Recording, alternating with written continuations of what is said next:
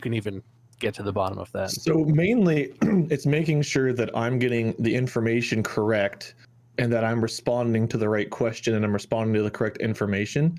I do have a lot of self-doubt, so sometimes I'm like, oh, did I really interpret that right? Is this really what this is? Sometimes I question myself a lot like that. But I think the gist of it is more like critical reading, like you do in like English class, where you read a paragraph and it's like, what are the important points in this paragraph? Or, you know, if you read like an MLA format document, it's like, what was the gist of the 3 paragraphs to prove the overall thesis? Like, it's more so I'm picking out, I'm eliminating words like is, it, like, you know, things that don't mean anything, getting down to the crux of what like Mark was saying.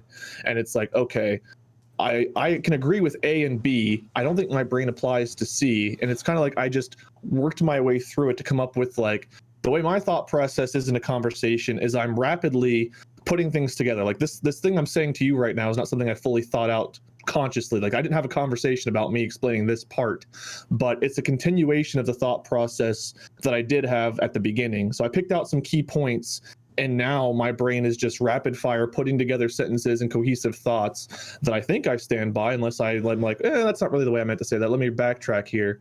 So it's almost like my brain takes a moment, puts some stuff together, I question it, I think I get there, and then it's just like we're off to the races, and now all of these thoughts are just fully out of my mouth.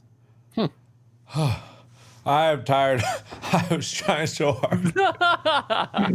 Yeah, well, it is exhausting to try and analyze something that you do that's completely involuntary. That hurt my brain. So I find that interesting. I'm just going to lay mine out. I talked about this at a good length with Mandy last night. No, so here I've I had a go lot more again. time to describe it.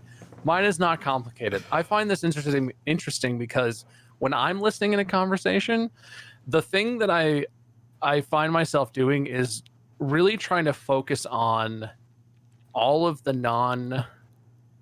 non-linguistic parts of the communication